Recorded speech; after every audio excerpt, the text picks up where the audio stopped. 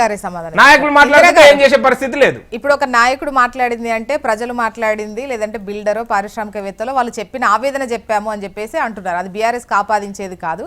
కాకపోతే ప్రజల్లోనే అటువంటి ఆలోచన ఉంది, విసిగిపోయారు ప్రభుత్వంతోనే అని పార్టీల వర్షన్. ఫస్ట్ ఆఫ్ ఆల్ ప్యానెల్లో ఉన్నటువంటి నా ఇద్దరు సోదరులకు అలాగే హెచ్ఎంటీ ప్రేక్షకులకు గుడ్ మార్నింగ్ అండి.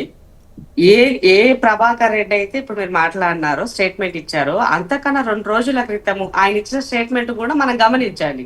ఈ ప్రభుత్వము చాలా బ్రహ్మాండంగా చేస్తుంది, రైజింగ్ వైపు వెళ్తుంది, మంచి నిధులు ఇస్తున్నారు అని చెప్పేసి ఆయనే మాట్లాడినారు స్టేట్మెంట్. మనం చెప్పింది కాదు, ఆయన చెప్పింది. ఆ తర్వాతకి మారిందంటే మరి సార్ ఫామ్ హౌస్ పిలిచిన తర్వాత ఏంద్రాబాయ్ ఏం పని చేసినావు అని చెప్పి మరి సార్ చెప్పిన దాని రూపకంగా వచ్చిన మాటలుగా మనం ఇలా గమనించాలని ఈ తెలంగాణ సమాజాన్ని గుర్తు చేస్తున్నా.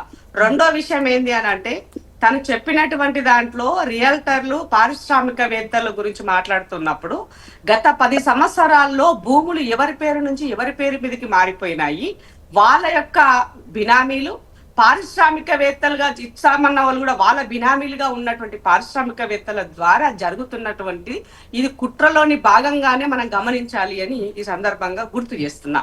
ఎందుకు అనంటే ఇవాళ నిజంగానే ఈ రాష్ట్రంలో సంక్షేమం జరగట్లేదు, అభివృద్ధి జరగట్లేదు, కేవలము ప్రచారమే జరుగుతుందనే విధంగా ప్రతిపక్షాలు పదే మాట్లాడుతున్న దానికి ఇవాళ కళ్ళున్న కబోదిలాగా వీళ్ళందరూ చూస్తున్నారని చెప్పాల్సిన అవసరం ఉంది. ఎందుకంటే ఏదైనా ఇల్లు అలకగానే పండగ కాదు, దానికి కావలసినటువంటివి అన్ని సరంజామను రెడీ చేసుకున్న అంత అయినప్పుడు అప్పుడు పండగ అని మనం చెప్పుకుంటాము.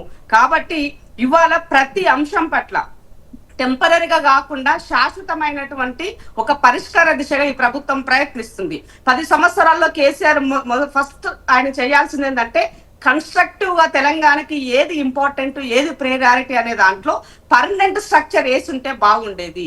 అప్పు చేసినా దానికి అసెట్ క్రియేట్ చేస్తుంటే బాగుండేది. కానీ అలా జరగలేదు. కాబట్టి జరిగిపోయినటువంటి దగ్గరలో ఎక్కడెక్కడైతే తప్పులు జరిగినాయో వాటిని రెక్టిఫై చేస్తూ అవి ఒక 100 సంవత్సరాలకి సరిపడగా వాళ్ళకి పర్మనెంట్ గా ఉండడం కోసం ఇవాళ ఈ సర్కార్ ప్రయత్నం చేస్తుంది అన్నది ముమ్మాటికి వాస్తవం. దాంట్లో భాగంగా మీకు కొన్ని గుర్తు చేయదలుచుకున్నా.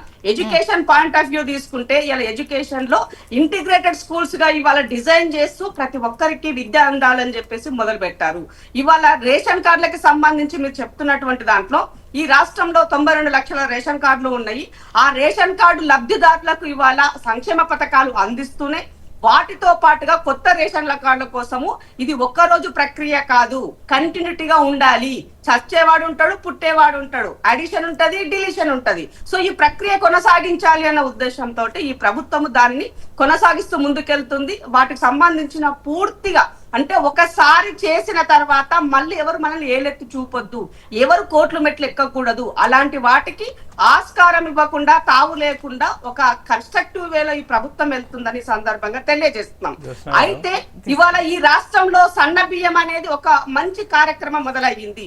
నిజంగానే మీకు మంచి హృదయం ఉంటే అప్రిషియేట్ చేయండి. మీకు ఎవరికి ఆలోచన కేంద్రంలో ఉన్న వాళ్ళకి ఆలోచన రాలే, రాష్ట్రంలో ఉన్న వాళ్ళకి రాలేదు. మన దగ్గర సన్నట్లు వండుతున్నాయి, మన బియ్యం ఇంకోరికి. ఇందిరా గారు సన్న బియ్యం ఇవ్వాలన్న ఆలోచన ఇవ్వడం నిజంగా కూడా ఆహ్వానించదగ్గదే, అందరూ కూడా యాక్సెప్ట్ చేస్తున్నారు. కాకపోతే మిగతా యాక్సెప్ట్ చేస్తున్నారు, ప్రజలకు ఇవ్వాల్సిందే, తినే వాళ్లకు. ఇప్పుడు కాకపోతే ఈ రేషన్ కార్డ్స్ అనేవి ఇస్తాము అని అన్నారు, చాలా సార్లు అప్లికేషన్స్ తీసుకున్నటువంటి పరిస్థితి ఉంది. బట్ ముందు అవి ఇస్తే లబ్ధిదారులు ఎవరైతే రావాల్సినటువంటి వాళ్ళు ఉంటారో వాళ్ళకి వస్తాయి. సవరణలు చేస్తే చేయాల్సినవి ఉన్నాయి, చాలా ఉన్నాయి. అంటే ముందు ఆ పని చేసిన తర్వాత నేను అందుకే చెప్తున్నాను ఇంకొక ప్రశ్న దీంట్లోనే ఇంకొక సబ్మిషన్, దానికి కూడా సమాధానం చెప్పండి. ఇంకొక క్వశ్చన్ అడుగుతాము, దానికి కలిపి సమాధానం చెప్పండి శోభన్ గారు. కంప్లీట్ కాలేదు అయినాక నేనేమంటున్నంటే ఇవాళ ఇన్ని చెప్తున్నటువంటి దాంట్లో ప్రతి దానికి కూడా మీకు ఇంకొక ఇవాళ ధరణి అనే దానికి సంబంధించినటువంటి ఇందాక ఒక ఆరోపణ చేస్తారు. అది కేవలం పైలట్ గానే మిగిలిపోతుంది. పైలట్ కాదనా శాశ్వత పరిష్కార దిశగా అవంటారు ఆ నలుగురికి సంపదను సృష్టించినటువంటి ధరణి ఇవాళ 4 కోట్ల ప్రజలకి దరిద్రాన్ని ఇచ్చినటువంటి దానిని కంప్లీట్ ప్రక్షాళన చేస్తూ భూభారతిగా ఇవాళ పైలట్ ప్రాజెక్ట్ గా 4 జిల్లాల్లో నిన్న మొదలయ్యింది. నేను- రెండో తారీఖు ఏదైనా కూడా కొంచెం దత్తాత్రేయ గారు ఒక్క నిమిషం ఒకేసారి మాట్లాడకండి ప్లీజ్. మళ్ళీ తీసుకోండి. ఒక్క నిమిషం ఒక్క నిమిషం ఇందిరా గారు. ఇందిరా గారు ఒక్క నిమిషం మీరు ఆగండి.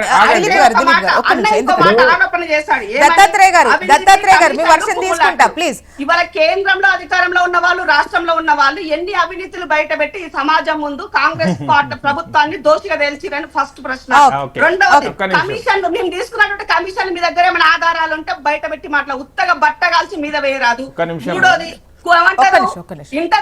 ఇంటర్నల్ పాలిటిక్స్ ఇంటర్నల్ గా ఉన్నటువంటి వాళ్ళ ఏమంటారు కుమ్ములట్లు మాట్లాడినారు. భారతీయ జనతా పార్టీ అధ్యక్షుడిని ఇంకా ఈ రోజు వరకు ఏర్పాటు చేసుకోలేక మీ ఇంటర్నల్ పాలిటిక్స్ ద్వారా పార్టీ కార్యకర్తలను ఇబ్బంది పెడుతూ మీరు ఇందిరా గారు, గమనించుకోవాలి. ఇందిరా గారు మళ్ళీ మీ ఇందిరా గారు వర్షం చాలా తీసుకుంటా. సేపు మాట్లాడిండ్రు. వినండి ఇంకా వినండి మేడం. ఇందిరా గారు. ఒకరి దాంట్లో ఒకరు ఇంటరప్ట్ చేసుకోకండి. మీ టైంలో ఈవెన్ కొన్ని కరెక్ట్ ఉన్నా లేకపోయినా కూడా ఇంటరప్ట్ అయితే ఎవరిని చేసినటువంటి పరిస్థితి ఉండట్లేదు. మీరు మాత్రం ఇంటరప్ట్ చేసుకో